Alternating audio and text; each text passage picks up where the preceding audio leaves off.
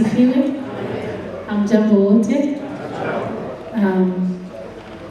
Tutaanza kwa kusema asante sana kwa kuwa nasi. Imekuwa safari ambayo si rahisi, lakini kwa sababu mmekuwa na sisi katika kila stage ya hii safari, imekuwa rahisi na tunasema asante sana. Mom, do you want to say something? Shalom. Shalom. Shalom. Shalom. Man of God. Thank you. Niko na nguvu ya kusema sifa na utukufu ni kwake Muumba wetu. Ni kwa sababu ameona heri, ameita mtumishi wake, amemtuma, ametumika na amekabidhi wengine ambao ni waaminifu waendelee. Msiwe na shaka. Bwana Yesu awabariki. Roho wake mfariji alitutumia ili tuwe na nguvu ya kuendelea. Sharti anarudi ni kwa sababu ya wateule. Mmekuwa wateule wa Mungu, watakatifu Mungu wapendwa.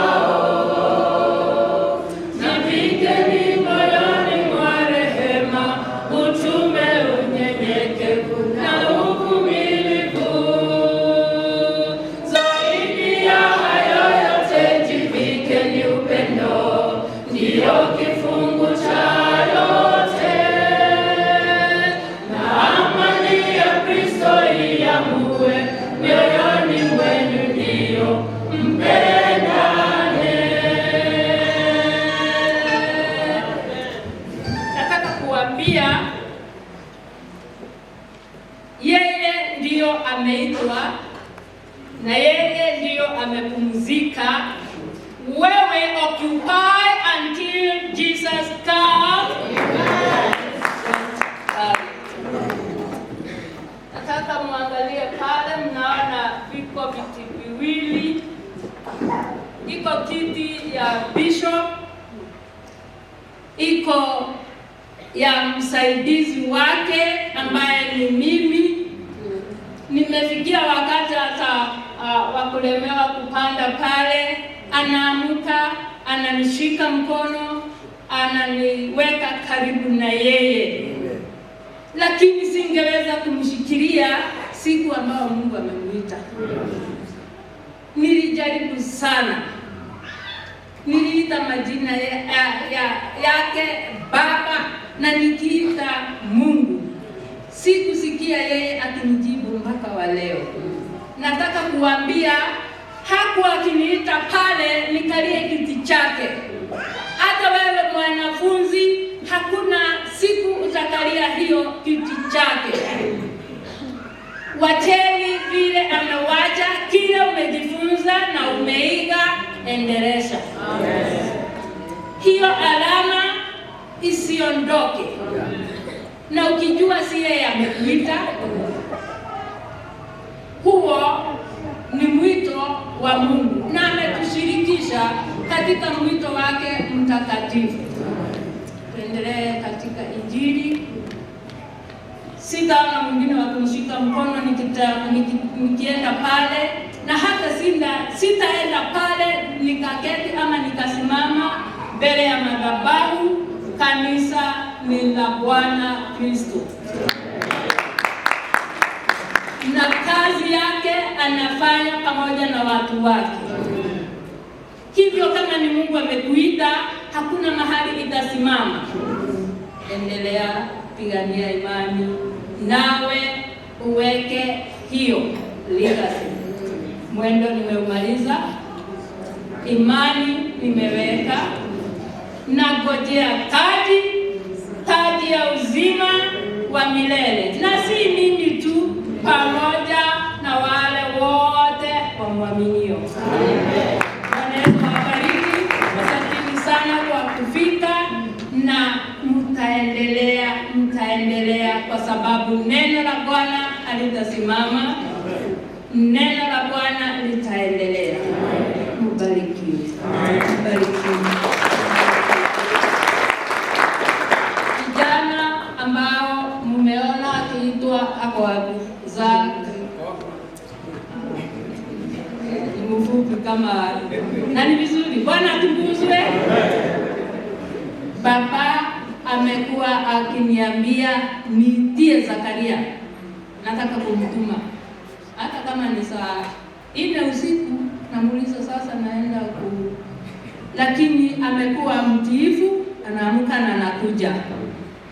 Amemuonyesha hatua, amemuonyesha njia kwenye atatembea na anaelewa ni wapi kazi imefika na kazi itaendelea. Bwana wabariki.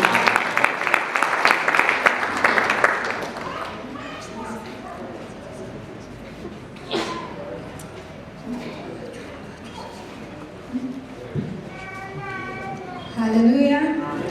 Yule ambaye ameongea ni mama yetu, na yeye ndio mke wa Bishop Hana Jerry Dogo.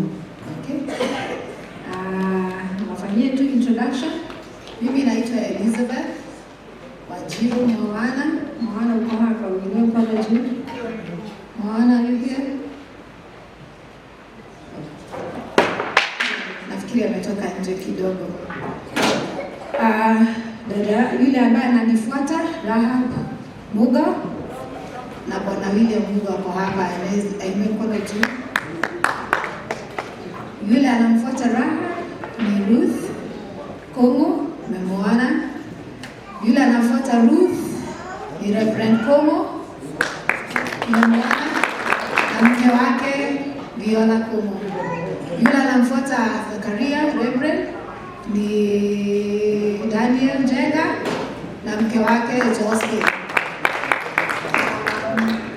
Na last born ni huyo anaitwa Grace Gadongo, na Gadongo yuko hapa, anaweza kuna mkono juu. Watoto wetu wengine wako hapa, wengine hawako hapa, lakini Jerry, do you want to say something? Praise God. Praise God again. My name is Angel. For me, God was my shield. He was my protector. He was my defender. Whenever I went somewhere, he stood by me. Alinipea mashauri, alinionyesha njia. Aliniambia kutii Mungu ni bora na niishike sana elimu. For me, I learn for Guka's sake. I learn for my future.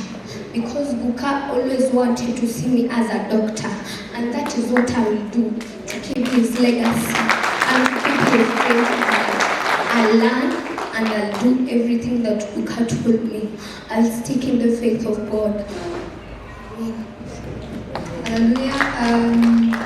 Wacha tu niseme kidogo nipate kubeti kwa sababu nafikiri baba zetu, mama zetu wako hapa watamalizia. Mama niketi. Mama watamalizia, watoto waongea alafu watasummarize. So, tukikua mimi ni mzaliwa wa kwanza. Tukikua na ninajua wengi wetu hapa ni washuhuda wetu kwa sababu tumekulia hapo tu ile hapo kwa hiyo boma, najua wale tumetembea kwetu. That has been our home forever. Hapo karibu na Gomongo. So, tukikua, nataka kuambia nikiwahakikishia kwamba tumefuata nyayo za baba, tumetembea, tulijifunza mambo mengi kutoka kwake kwa ugumu mwingi. Mwana kwaya imeimbwa hapa na kiongozi wake wa Pastor Sami.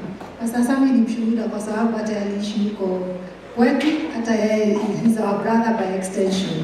Na mnaona kazi ya mikono ya mchungaji Komo. So sisi tumejua kushona nguo. Tulishona uniform so that we can get school fees to go to school. Okay? So baba yeye hakupenda wavivu na hakukula mkate wa uvivu na hakunyosha mkono kupewa ama kuomba.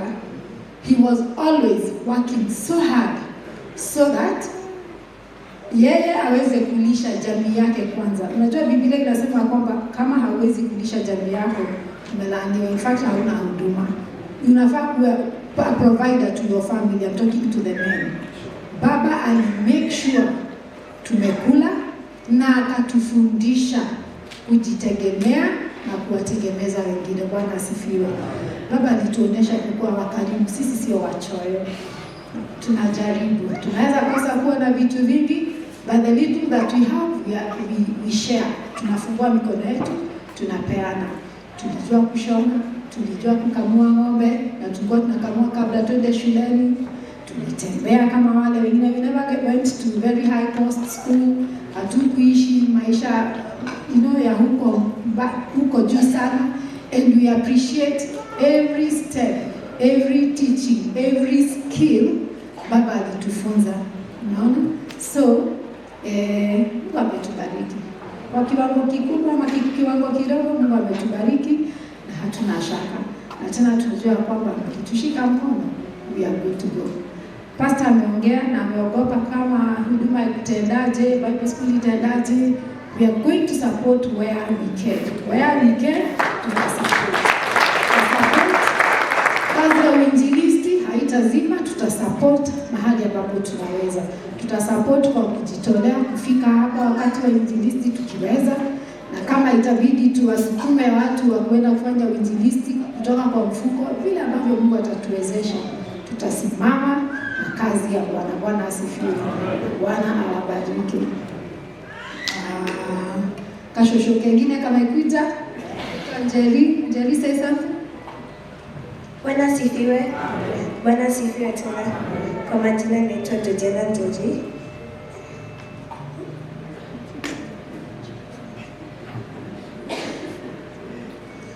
Okay. Mika alinifunza vitu mingi. He was the best grandpa and the only grandpa I had. I loved him so much.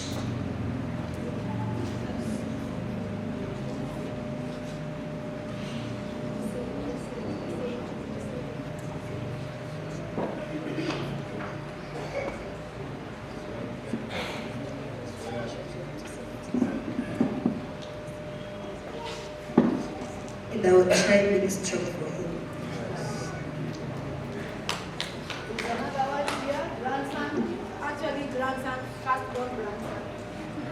My name is Victor, the firstborn grandson of his family.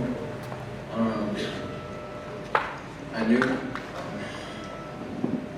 know a lot I can say, but there's a lot he taught me that I can't put up onto words, because he was the guide in my life, that the wisdom that he taught me, the verses that he told me to memorize, he told me to memorize those verses. He pulled me to the side multiple times to talk to me individually, along with my sister. He came to my house, and he's the center of this city to me. He's the center of this city, and whenever I come back, it's going to feel different, but I know that this family is going to hold this church together, and this family together, even without me there.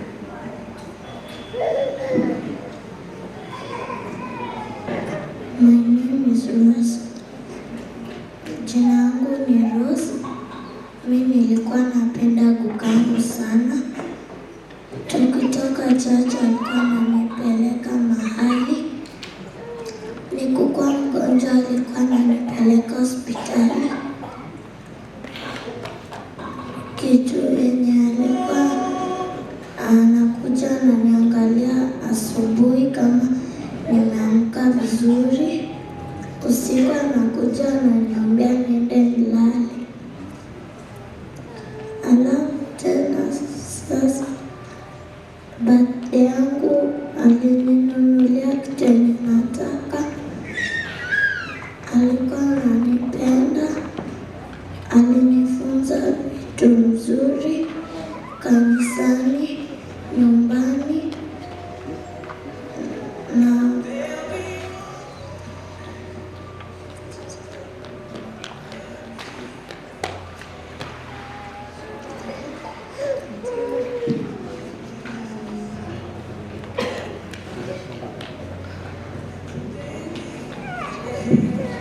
Okay, Bwana asifiwe. Pungieni hivi kwa sababu ya Bwana. Haleluya. Tunafurahi siku ya leo kwa sababu mmekuja kulia pamoja na sisi wote tunalia. Bwana asifiwe. Nashukuru Mungu kwa sababu ya maisha ambayo Baba alitupeana. Baba, kila mmoja wenu alijua Baba alitupenda. Haswa mimi, Bwana asifiwe. Baba nilipenda sana sana. Mimi hata sikumchukua kama father-in-law, nilimchukua kama babangu. Bwana asifiwe. Alinipendea watoto, alipenda Kongo sana. Baba angekula kama hatujakula. Baba hata angekuja angalie ni nini imemalizika kwa nyumba kama hatujui, na anaenda anatuletea. Mimi nikiolewa hata sikujua kukaa kwa ndoa, sikujua hata kuchinja kuku, sikujua anything. Baba ndiye alinionyesha. Ananisaidia, ananiambia inaje niko kweti na yogo ya doige na ya ujieti na yogo. So Baba amenifunza. Wakati nimebeba watoto wangu nikiwa ujauzito, amekuwa akinitekea kila wakati wakiwa na mume wangu. Na hata ninakumbuka nikipeleka Njerio, wakati nilienda kujifungua mume wangu hakuwa karibu. Baba ndio niliita, mama naye alikuwa ameenda ushirika. Na Baba haku delay, alitoa tu gari na akanipeleka. Wakikuja nilikuwa nimeshaadmitiwa. Alikaa pale na mimi kila wakati, ana make sure nimeenda hospitali zile mzuri kama nimegonjeka. Ana make sure nimekaa maisha mazuri. Bwana asifiwe. Baba alinitetea. Baba alisimama na mimi. Hata kama mtu angekuja mwambie Baba Mama Njeri, Baba angesema Mama Njeri ni wake. Na alisimama na mimi. So nashukuru Mungu kwa hii familia imenishikilia, imenionyesha upendo. Pamoja na mume wangu tulijua kwamba Baba anatupenda, na hata akikula lazima angeuliza komo ni alinde. So nataka kuhakikisha kwamba tutaendelea kushikilia mama. Hizi siku za mwisho alitengeneza pale nyumbani fellowship za Friday, na akasema lazima tuwe tukihudhuria. So ilikuwa inafika pahali anatuombea na mama, anatuombea sisi wote. Hatukujua alikuwa anatuongoza kwa njia za kutuacha. Na hata akienda, nakumbuka tukiwa na mume wangu alitutuma kwa huduma, na akaniambia Mama Njeri kwa heri. So ninajua alituaga, na tunashukuru ya kwamba kwa hiyo miaka yote Baba amekaa na sisi, hakuna kitu tulikosa, na hata sasa najua tutakosa. Bwana asifiwe. Nashukuru Mungu kwa sababu ya mume wangu, amekuwa strong. Chenye kilikuwa kinanifurahisha ni ati walikuwa kama mandugu. Bwana asifiwe. Walitembea kila pahali. Alijua vitu za Baba zote. Kwa hivyo nataka kuambia kwamba Baba hajaacha pengo, na Mungu vile mume wangu alisema kwamba Mungu akimuongoza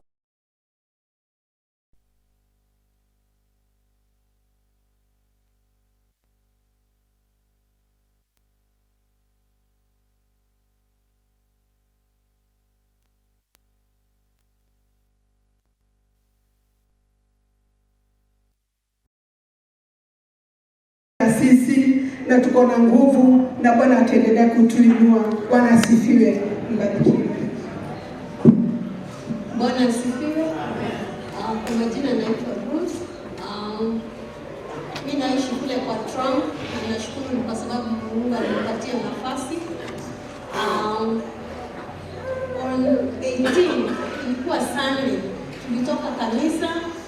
Sisi kila wakati on Sunday sisi video call, mwenye ataingia kama familia tunaingia, alafu tunaongea mambo ya nyumbani nini. Sasa hiyo siku nilienda kununua ndoma, huko tunakuwa na ndoma. Alafu nikaambia, nilikuwa naonyesha kina dada na mama hiyo ndoma. Dada kaambia mama, aende lete ile ndoma na yeye amenunua. Sasa tulikuwa tunaonyesha, yeye ananionyesha ndoma ya huko na mimi nawaonyesha ndoma ya huko kwetu. Lakini si kwetu hata nyumbani. Bwana asifiwe. So tulikuwa na muda mzuri that 18 hiyo Sunday, na tukafurahi sana na tukacheka, tukaongea mambo mingi hapo. Alafu Baba akatuombea. Tulikuwa na sister huyo na wengine sipika, tukachukua screenshot kama picha, and that was the last time tuliongea na dad. But last year nilikuwa nimekuja huku mwezi wa 3 mwezi wa 3 nilikuwa hapa na ninakumbuka vizuri, kuna wakati tulikuwa tumekaa mimi na yeye na mom, sisi watatu, and we really talked. Tuliongea mambo mingi na mambo deep sana. Nashukuru Mungu, sasa saa hizi ndio nina realize alikuwa ananiambia bye, but it's okay. It's okay. Bwana asifiwe. Mungu awabariki sana. Muendelee kutuombea, muendelee kutushikilia. Na ninataka kuambia hawa siblings wenye tumebaki na wenye mumeolewa kwetu, my brother-in-laws na wenye mumeoa kwetu, Mungu atubariki. Na wacha hakuna kitu tatutenganisha. Ile upendo yenye dad alituonyesha, let nothing separate the unity yenye dad alituonyesha sana. My name is Wendy, and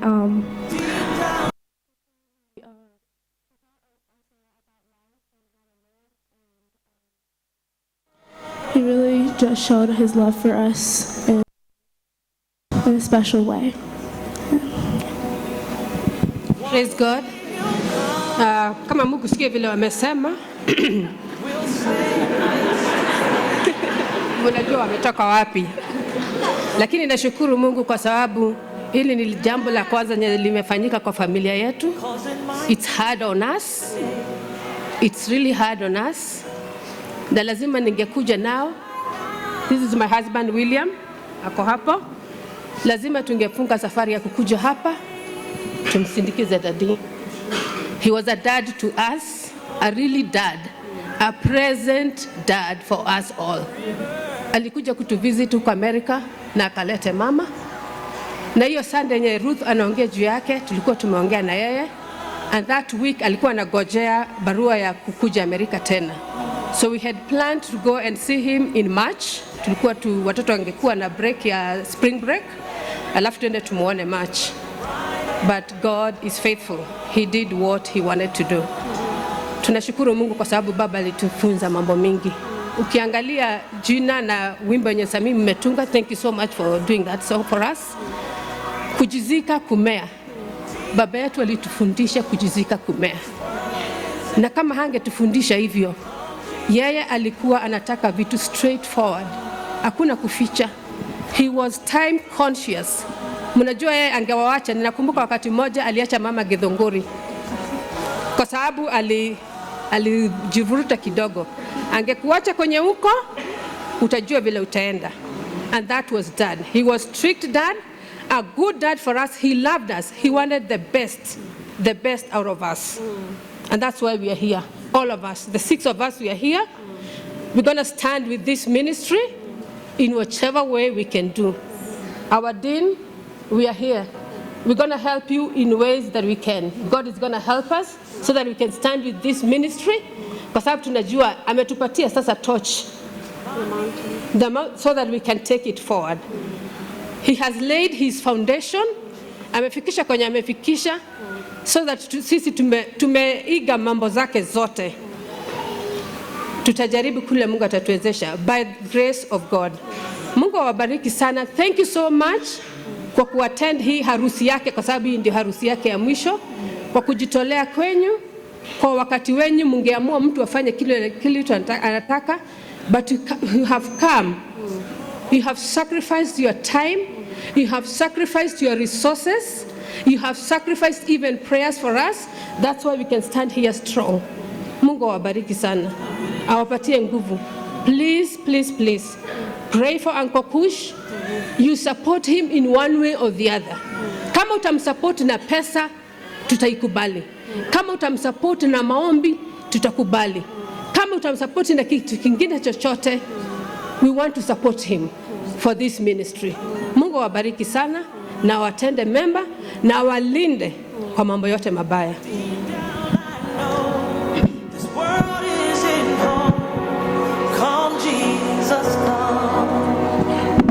Bwana asifiwe. Bwana asifiwe kanisa. God is good and all the time God is good, yeah? Mimi naitwa Daniel Ndulu, mimi ndio second last.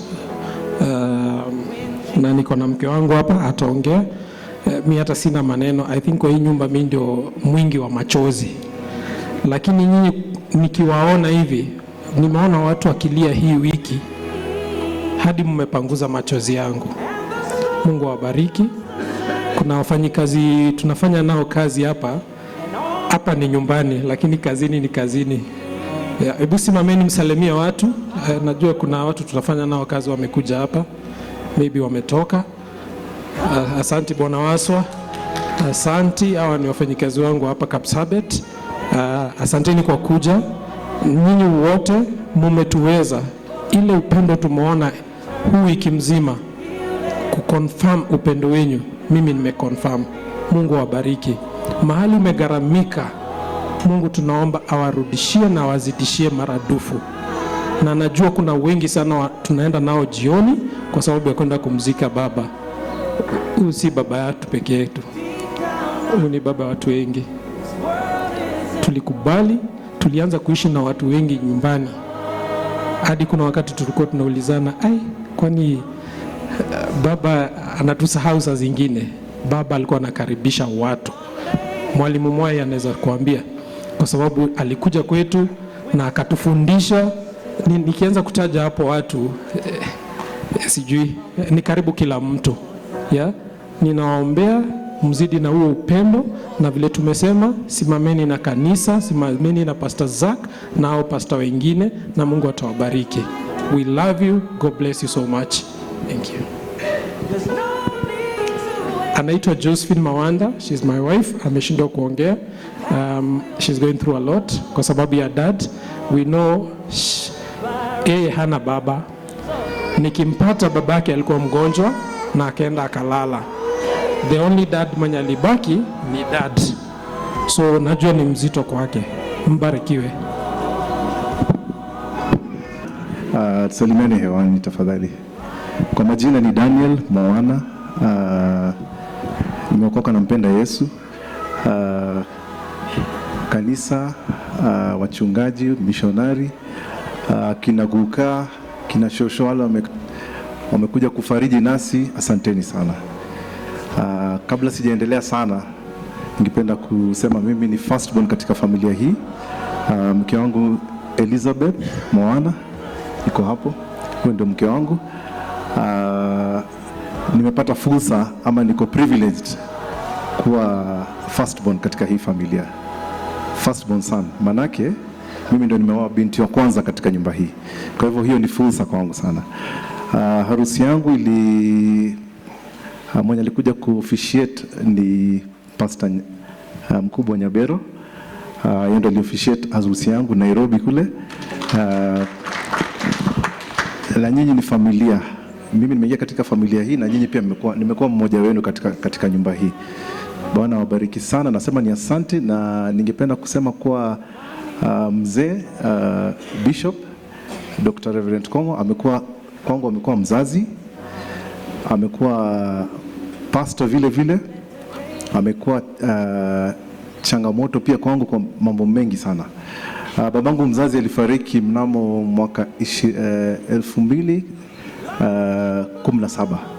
Na kutoka wakati huo Bishop amekuwa kama babangu. Wakati mwingi tunaongea kwa simu, ananipa mawaidha hapa na pale, ananiuliza vipi biashara inaendelea vipi, kazi inaendelea vipi, ni wapi unataka usaidizi, mama anaendelea vipi.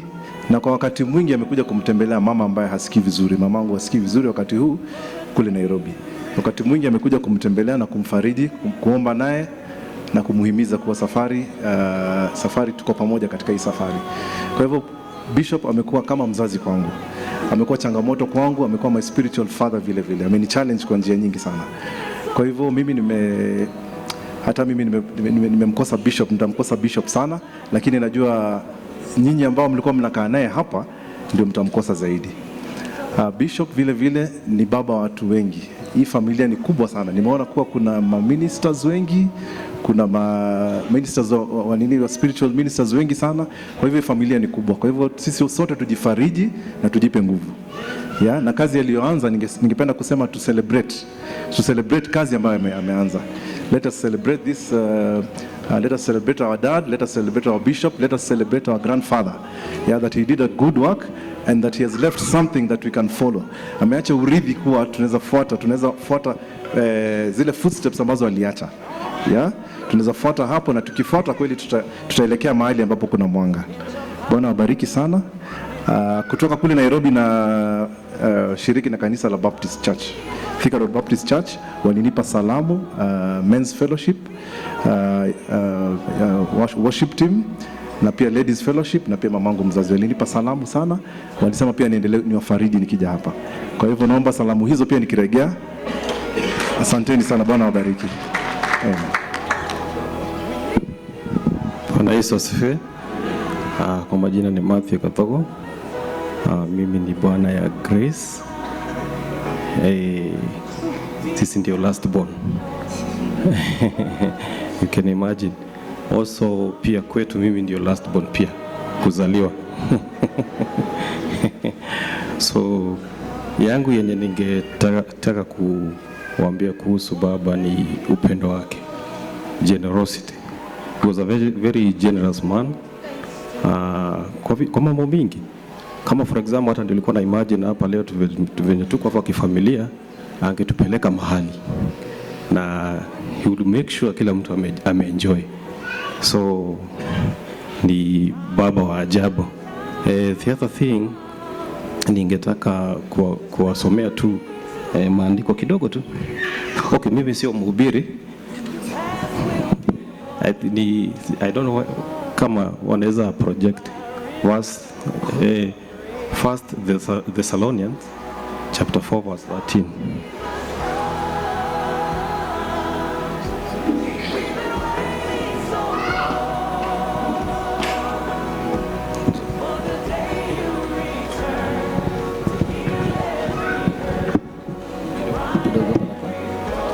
Okay, Biblia inasema, nitasoma kwa Kizungu.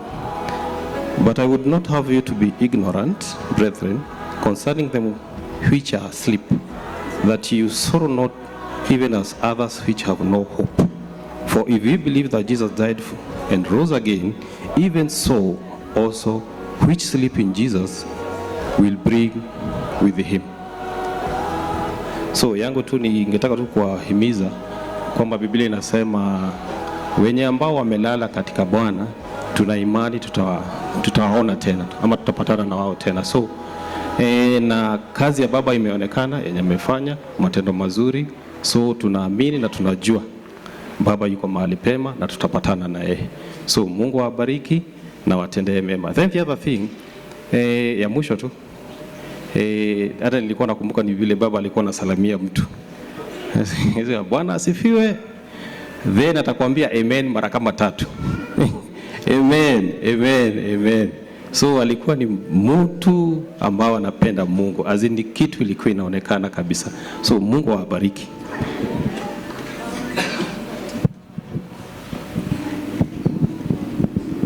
Praise God.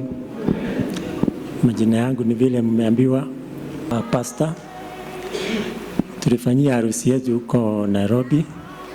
Nimepata kuona pastor yenye alituunganisha harusi hapa. Ametoka Thika Baptist Road kwenye anaendaga kanisa, na ni mambo mingi sana naweza sema kuhusu pastor baba yetu, lakini siwezi sema yote, naweza chukua the whole day. Amekuwa baba, amekuwa mtu wa kutupea mawaidha mazuri, mtu wa kutuhubiria, kutupea challenges in life. Mambo yenye naangalia anafanya, nasikia niko challenge sana. Vile naona akiamua kufanya kitu, kama ni kujenga, kama ni kutembea Amerika, kwenye anaenda kuongea na watu wenye hata mimi alikuwa anafikiria mimi ningekuwa pastor pia at some point, angepata mtu wa kumsaidia ku connect huko, lakini nikawa siwezi. Hiyo sio kitu yenye nasikia ningetaka sana, cause naona ni kitu nasikia, how can I pay him back, how can I help, but sina hiyo talanta ya kuweza kuapproach watu huko vile ningependa kama yeye anaweza. lakini akikuja huko tunampeleka kwa kanisa, anajua kujitetea. Ako na hiyo uwezo. Kila mtu ako na uwezo yake na talanta yake. Amekuwa bamba. My dad passed away and he has been checking on my mom who is still alive, and he has been calling her a lot of times.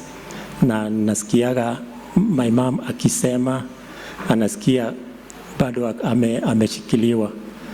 Na ningependa kuwashukuru nyote kwa vile mmekuja na mmetusupport pia. Mungu awabariki sana.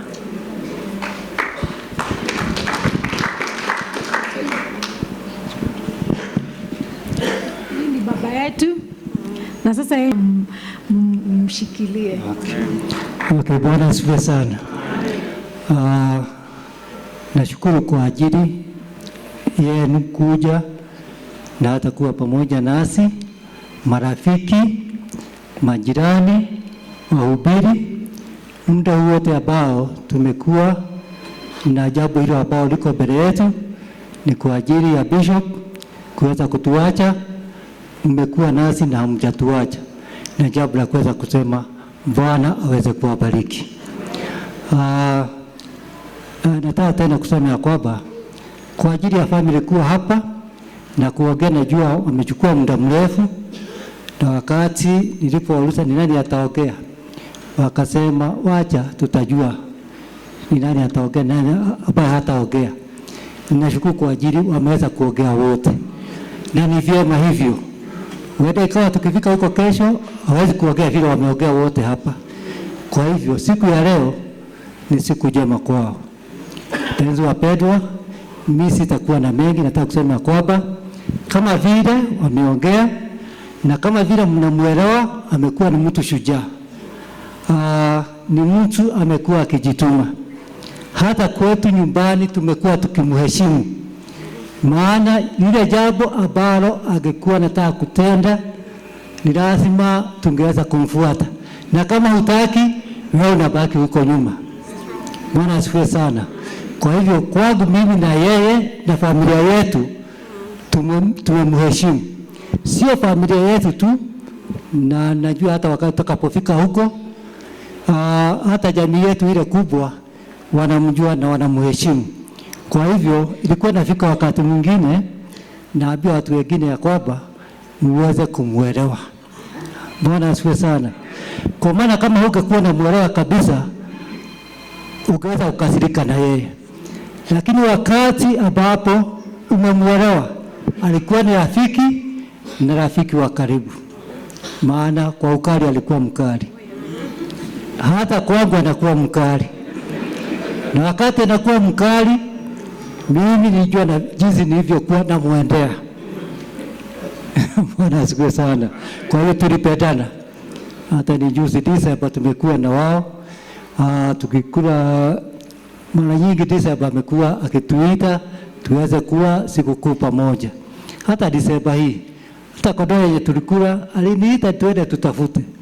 Namwambia hii ni dogo, ile ni kubwa, hii ni nini? Na wakati napotaka kuchinja hiyo kondoo, ni lazima ningeweza kuitwa. Na huyu msichana wetu mkubwa huyu, wakati tunapochinja, nilijuaga kwamba kuna kasupu ambao alikuwa anapenda. Na niaze ningeweza kufanya nini? Kumwekea. Kwa maana nilijua kwamba alikuwa anakapenda. Na sio kasupu kale ka kawaida. Nilijuaga namna ambayo anaelewa hako kasupu na pahali kanapotoka. Bwana asifiwe sana. Lakini hiyo kondoo ambayo tulichinja juzi, hakuniachilia nichinje. Tulipoishika alikataa na akaniambia nimpe nini? Kisu. Nikaona na nikamwachilia. Yeye ndiye alituchinjia hiyo. Bwana asifiwe sana. Kwa hivyo tulimpenda na familia yetu tunampenda. Ni mtu ambaye amekuwa ni mtu wa maana na mtu ambao tulikuwa kama ni mapenzi yetu tukisema ya kwamba aendelee kuwa pamoja nasi, maana tulihitaji mambo mengi kutoka kwake. Lakini Mungu alimpenda kuliko vile sisi tunavyompenda. Bwana aweze kuwabariki Bwana awe pamoja nanyi, na naomba ya kwamba tunapoelekea kule tutakuwa pamoja na Bwana kama vile tulianza hii kazi, Bwana aweze kuifikisha mpaka mwisho wake. Si Bwana aweze kuwa pamoja nami. Asanteni. Amen. Bwana asifiwe. Samahani, nimekuja baada ya baba angemaliza, sababu tunamheshimu kwa nafasi hiyo, kwa sababu ndiyo kiongozi wetu, ndiyo baba ambaye tumebaki naye katika familia. Kwanza nataka kutoa tena shukrani kwa wote. Asanteni, mmevumilia kukaa hapa hiyo masaa. We recognize that ni kwa sababu ya upendo ambao umekuwa nao juu ya baba yetu na jinsi amekuguza mahali fulani katika maisha. Historia hii ambayo imesemwa hapa, hata kuiandika imekuwa ni ngumu. Tunaangalia eulogy hivi, tunajaribu kuandika, unashinda utaandika nini, uache nini. Kitabu hicho kidogo ambacho umekipata siku ya leo ni historia tu kidogo ya jinsi ya baba alianza kazi ya huduma, na safari hiyo yote tumekuwa pamoja, sisi ambao tumezaliwa baadaye, wale ambao waliiona kabisa waliipitia, dada yangu wakiwa upande wa Nandi, wakati mama alimewapata, wakati alikuwa anaweka kando ya mti na mama anachukua jembe analima, walikuwa wanakanyagiwa miguu ili waweze kupata pato lao. Kama jinsi umesikia, baba hakuwa mtu mvivu, kwa hivyo hata akienda huko alikuwa anaenda na kutafuta kazi. Ni mhubiri, lakini anaingia mashamba ya watu kulima ili familia yake ipate kitu. Bwana asifiwe. And it's a big challenge. Hata wakati wamerudi huku, dada yangu amesimulia jinsi tumekuwa tukishona vinyasa. Na yule aliyepata fursa kubwa sana, mimi na dada yangu Rahab, tulishona vinyasa na yeye sana, na anatoka hapo wanaenda West, na kila mtu alikuwa anapatiwa kaposhon kake, kakiwanja kake, ukaweze kutafuta school fees yako. You can imagine, sisi wote tumeenda, tuko pale West, kila mtu na portion yake. Na jambo hilo baba alikuwa anatufunza kitu fulani, kujitegemea katika maisha. Bwana asifiwe. Hatutaangalia baba yetu haje tuachia ati urithi mkubwa ambao tutaanza ati kuulizana hii ni gani, lakini ametuachia urithi wa maana, kujitafutia na kujitegemea katika maisha haya. Bwana Yesu asifiwe. Na wengi wenyu ambao mmepitia katika mikono yake, amewafunza mengi sana. Kuna jambo ambalo utatoka nalo, jizike umee. Haleluya. Jizike umee. Wakati mwingine tunapoenda na hilo gari, watu wananiuliza, na tumeenda kwa maziko, hii gari yenu umeandika aje, mnataka huyu ajizike? You know, and it gets to a point where you have to explain, na unapata point ya kuhubiri. Bwana Yesu asifiwe. Kwamba ujizike katika maisha haya. Wakati umejizika, watu hawatakuona. Wakati umeingia huko ni kubaya kwa sababu umefunikwa, lakini wakati utachipuka, uanze kumea matunda, watu wataiona na watautamani mti huo. Kwa hivyo jizike, kuna siku utamea. Leo tunafurahia matunda ya baba kwa jinsi ameweza kuguza wengi. Bwana Yesu asifiwe sana. Tungesema mengi, nilikuwa na mengi, hata nikashindwa kama nitaandika, nikasema yale Mungu atayaweka rohoni mwangu nitaweza kuyasema. Amen. Na kabla tu hata niondoke, sijui kama Gift ako hapa. Gift amekuja na akaniambia alikuwa na tribute, na sijui kama Gift ako. Gift Dirango yuko mahali. Kimbia tu mbio, kwa sababu amenipata pale nje na akasema ametumwa na tribute, na ni vizuri tu nimheshimu kwa nafasi hiyo. Baba yake na mama yake ni watoto wetu wa kiroho, tuliwasimamia katika harusi, na hivyo just say it. Praise God, church. Praise God once more. Amen. My name is Gift Nyambura. I'm presenting my parents, Mr. and Mrs. Robert Ndirango, in loving memory of our father. Having you as our father, bishop and pastor, was the greatest gift ever. When the world stood against us, you stood with us firm in faith and strong in love. You never encouraged what was wrong. Your eyes alone warn us and interest You reminded us to walk in righteousness even when it was difficult. You taught us that growth requires humility and we must sometimes bury ourselves so as to grow stronger, and you will say, Jizike ume. Through life, you showed us integrity, discipline, and trust in God's plan.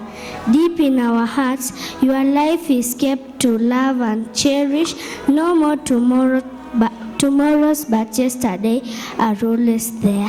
Through distance has kept us from beginning presence at your burial. Our hearts are there. We carry the pain of not standing by your resting place, but we trust that God, who sees the heart, knows our love and grief. On angel wings you were taken away, but in our hearts you will always stay, and the lessons you plant remains alive in us. We pray that God granted your eternal rest and gives the grace to live and by the values you taught us. Amen. We loved you very much and God loves you too. Amen. Thank you so much. Amen. Kwa hivyo Mungu awabariki. Hiyo ni kazi, the extended work ambayo baba yetu alifanya, na hivyo tunamheshimu.